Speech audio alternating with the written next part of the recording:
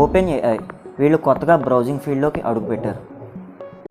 వీళ్ళు నిన్న chat GPT atlas అనే బ్రౌజింగ్ యాప్ని ఇంట్రడ్యూస్ చేశారు.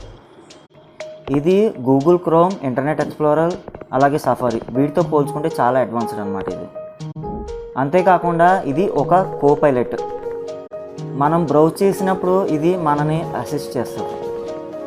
అంతేకాకుండా దీనిలో inline summarise explanation, browsing memory, personal agent, writing assistance ఇటువంటి ఫ్యూచర్స్ ఉండడం కారణంగా మనం బ్రౌజ్ చేసినప్పుడు ఇది మనకి చాలా హెల్ప్ఫుల్ అవుతుంది. అలాగే టైం కూడా సేవ్ అవుతుంది.